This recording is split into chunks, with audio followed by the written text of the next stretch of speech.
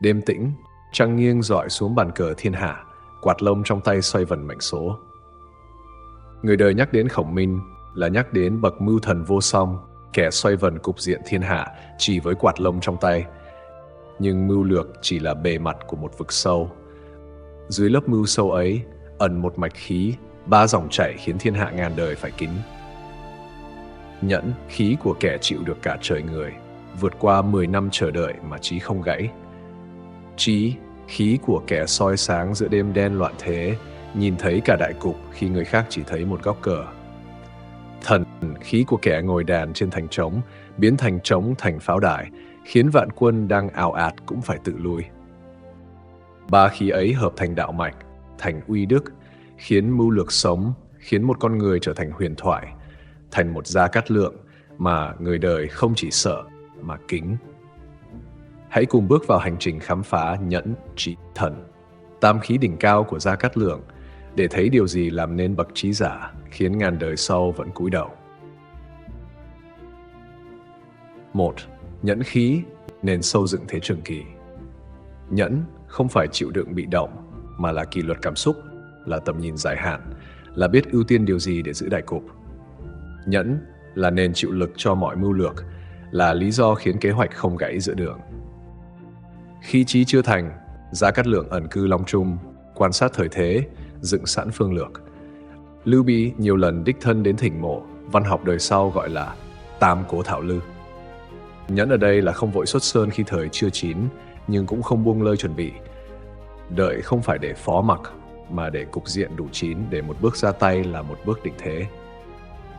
Khi thời cơ đến, Gia Cát Lượng hiến kế Long Trung đối, chia thiên hạ làm 3 phần, chỉ rõ Kinh Châu là yết hầu, Ích Châu là đất nuôi binh, Đông Ngô là liên minh cần có, chờ ngày Bắc phạt để khôi phục Trung Nguyên.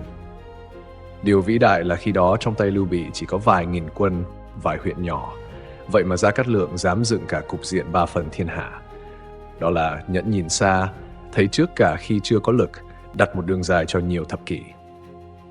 Khi đã có thực lực đầu tiên, việc trước tiên Gia Cát Lượng làm là bình định Nam Trung năm 225.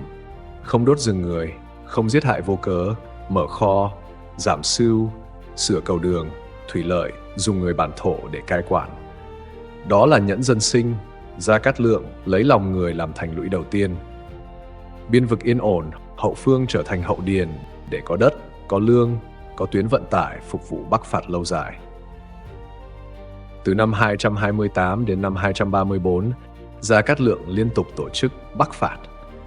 Điều kiện Thục Hán đất hẹp, người ít, đường núi hiểm trở, lương thảo nặng nề. Vì thế Gia Cát Lượng không đánh được ăn cả, ngã về không, mà tiến từng bậc, cắt mạch huyết ngụy, kế thừa từ thế lực họ Tào, lấy thời gian mài thế. Đó là nhẫn chiến lược. Gia Cát Lượng chấp nhận nhịp chậm để bảo toàn quân, giữ kỷ luật, tích lũy từng lợi thế nhỏ cho đến khi cục diện chín mùi. Năm 228, Nhai Đình thất thủ do Mã Tốc trái quân cơ. Gia Cát Lượng xử trảm theo quân luật, nước mắt rơi trước cờ. Đó là nhẫn đau lòng. Gia Cát Lượng đặt phép nước lên trên tỉnh riêng, giữ quân kỷ để toàn quân không mất niềm tin. Trong những năm dài chiến dịch, Gia Cát Lượng lo liệu cả lương thảo, đồn điền, chấn chỉnh pháp độ, giữ cho cỗ máy vận hành. 2 bản xuất sư biểu viết bằng máu ruột, Gia Cát Lượng xin hết mình mà không xin vinh danh. Đó là nhẫn bổn phận, gánh quốc sự lên vai mỏng để muôn dân được nhẹ bước. Nhẫn không phải chậm chạp, mà là biết đặt trật tự ưu tiên cho đúng. Nhẫn không phải nhượng bộ sai, mà là để chân lý có thời gian trổ bông. Nhẫn không phải đứng yên, mà là đi trong im lặng và không gãy dưới áp lực của thời thế. Vì nhẫn mà trí không gãy, vì nhẫn mà quân kỷ không loạn, vì nhẫn mà lòng người quy tụ và thế cục có thể xoay. Nhẫn là nền của trí, là áo giáp của thần. Không có nhẫn khí, mọi mưu lược chỉ là mèo, mọi thắng lợi chỉ là tạm, mọi tiếng vang chỉ là bụi. Gia Cát Lượng cho thấy giữ hậu phương vững trước khi mở mặt trận. Đó là cách chuẩn bị cho bất kỳ sự nghiệp nào. Dùng thời gian như vũ khí, đặt kỷ luật vượt cảm xúc và lấy con người làm gốc. Khi lòng người đã về một mối, cục diện mới có thể xoay. Nhẫn khí là chịu được cả trời người, gập lưng trước thời thế mà vẫn giữ thẳng linh mạch núi sông. Ấy là khí chất Gia Cát Lượng đọng lại sau ngàn năm. Nhẫn khí không chỉ là câu chuyện của một đời khổng minh, mà là bài học còn soi được cho hôm nay. Giữ hậu phương vững trước khi mở mặt trận, đó là cách chuẩn bị cho bất kỳ dự án, sự nghiệp hay cuộc đời. Giữ kỷ luật, dù phải hy sinh tình cảm riêng, là cách để một tập thể đứng vững trước sóng gió. Dùng thời gian như vũ khí là cách biến yếu thành mạnh, tránh nóng vội mà đốt cháy mình. Đặt dân hay con người làm gốc là cách tạo hậu thuẫn lâu dài. Khi lòng người đã về một mối, cục diện mới có thể xoay. Vì vậy, nhẫn không phải chậm, mà là đi có thứ tự, đặt viên gạch đầu tiên cho tương lai. Không có nhẫn, mọi trí trở thành nóng nảy, mọi thần trở thành phù du. Nhẫn là nhịp thở dài nhất của mưu lược, là gốc sâu nhất giữ cả một đời người. 2. Trí khí, ngọn đèn soi sáng trong loạn thế. Trí không phải chỉ là mưu mẹo thắng một trận, mà là tầm nhìn vượt khỏi một đời người. Trí là ngọn đèn trong đêm bão, giữ sáng để người khác không lạc hướng.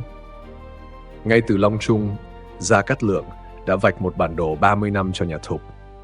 Long Trung đối không chỉ là một kế sách, mà là bản đại đồ án phân thiên hạ, chỉ rõ từng bước, giữ Kinh Châu làm gốc, tiến vào Ích Châu làm hậu phương, liên minh Đông Ngô làm bạn đồng hành, chờ thời khôi phục Trung Nguyên.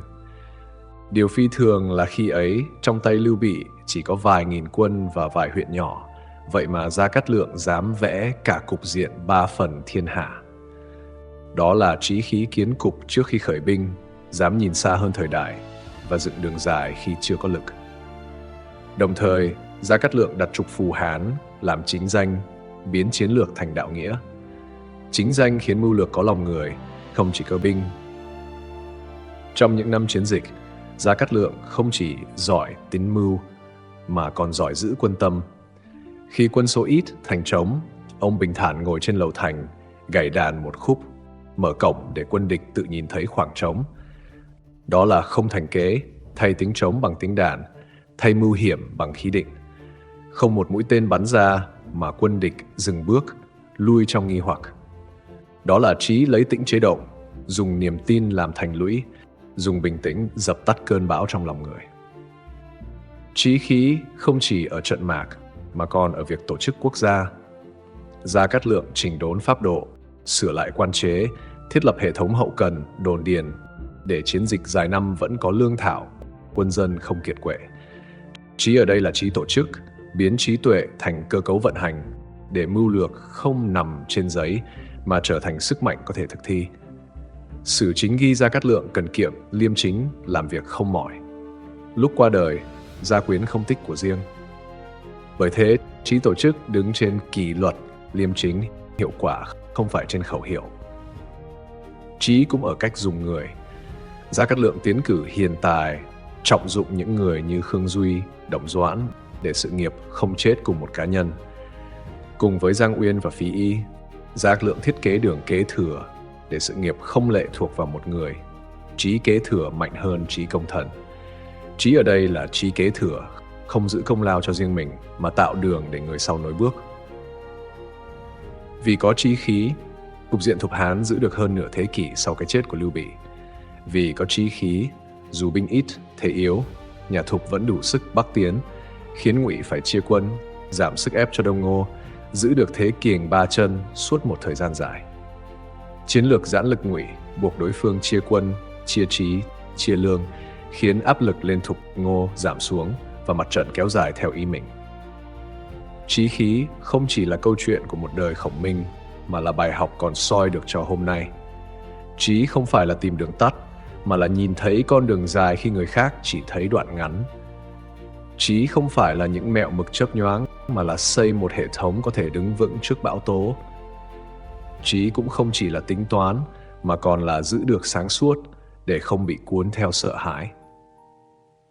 Người hiện đại có thể học từ Gia Cát Lượng. Trước khi hành động, hãy vẽ bản đồ trong đầu, biết mình phải giữ gì, tiến gì, liên minh với ai. Giữ tĩnh khi biến cố xảy ra, đừng để cảm xúc làm mờ tầm nhìn. Dùng trí để kiến tạo hệ thống, để việc lớn không chỉ dựa vào một lần hăng hái mà có thể đi đường dài.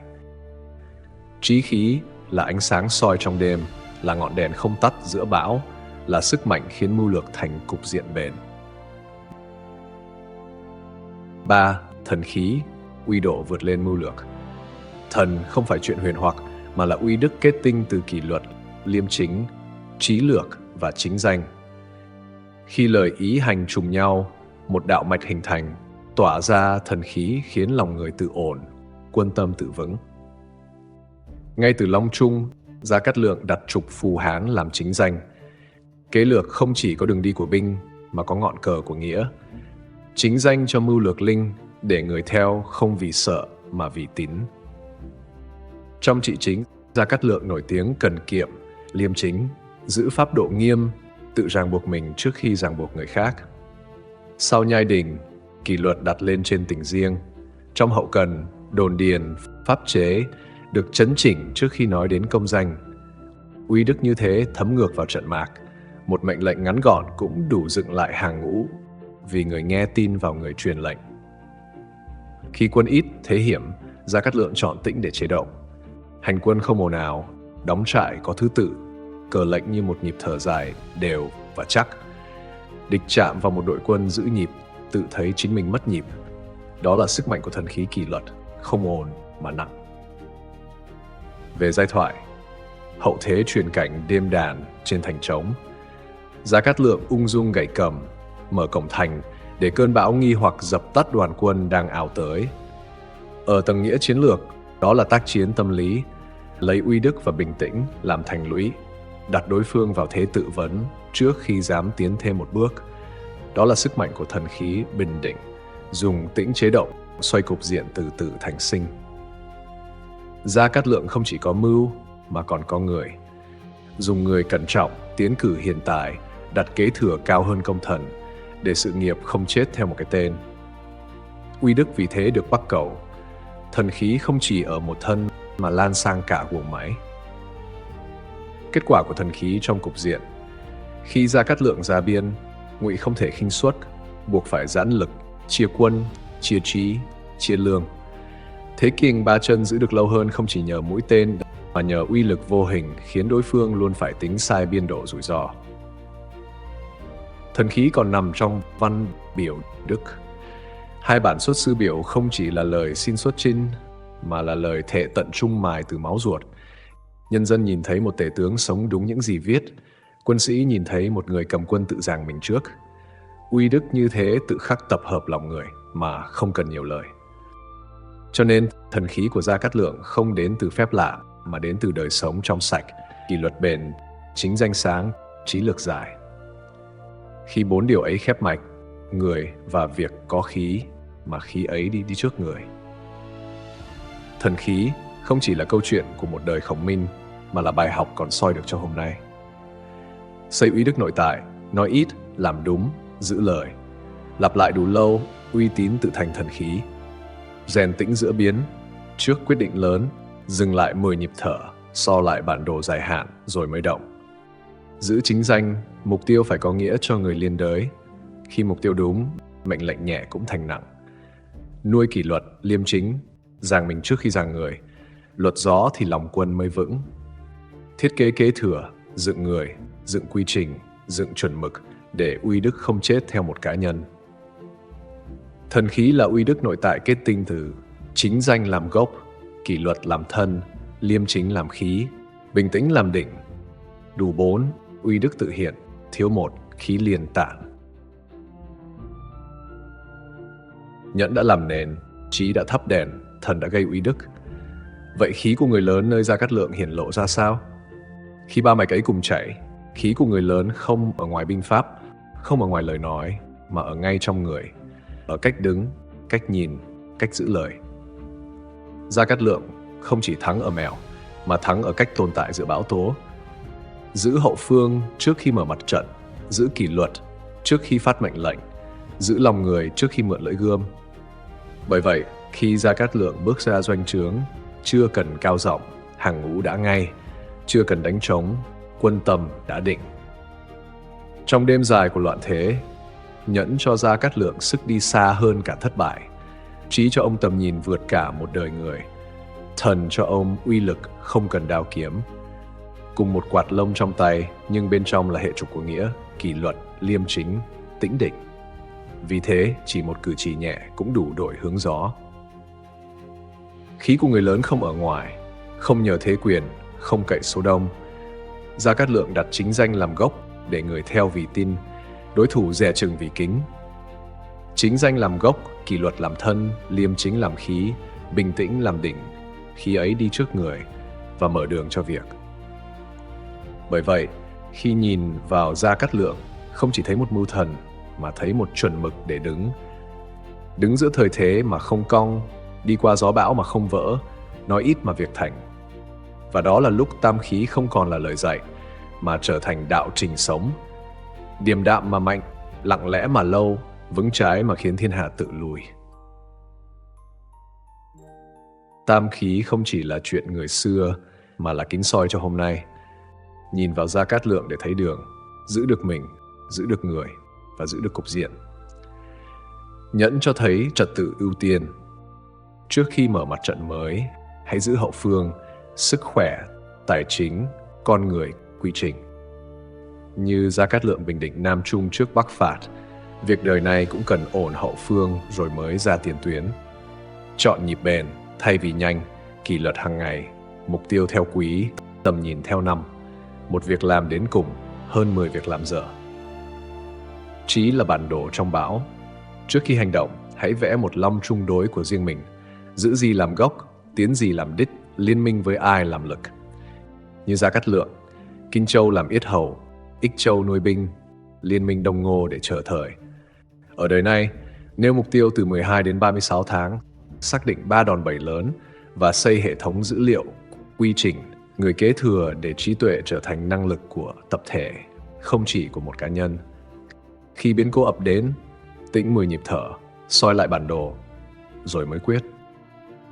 Thần là uy đức nội tại, nguồn đến từ chính danh, kỷ luật, liêm chính, bình tĩnh.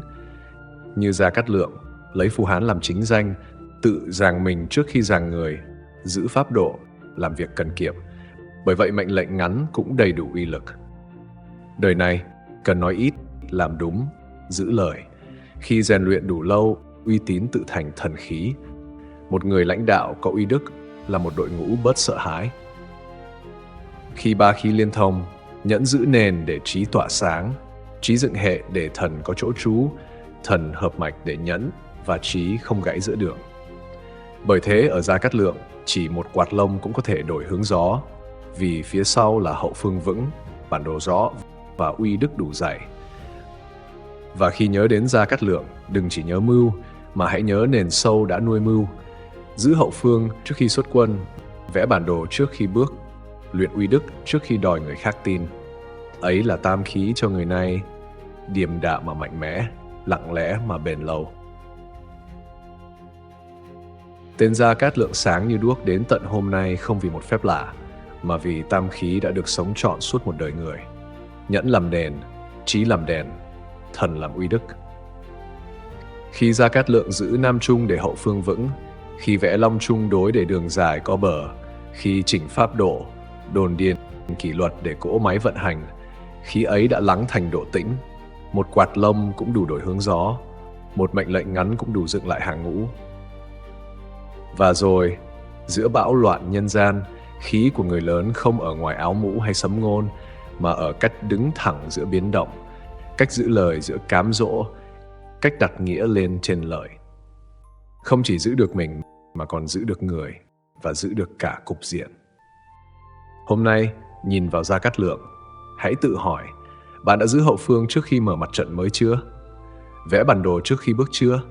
Và rèn uy đức nội tại trước khi muốn người khác tin chưa? Hãy chia sẻ cảm nghĩ của bạn ngay dưới phần bình luận. Mỗi lượt đồng hành là thêm một đốm lửa để tam khí còn được gìn giữ và lưu truyền. Khép lại, đèn vẫn sáng, quạt lông nằm yên, đường dài còn chờ những bước chân biết thở chậm. Nhẫn, trí, thần, tam khí đỉnh cao của Gia Cát Lượng, để tên người xưa còn thắp sáng đường nay.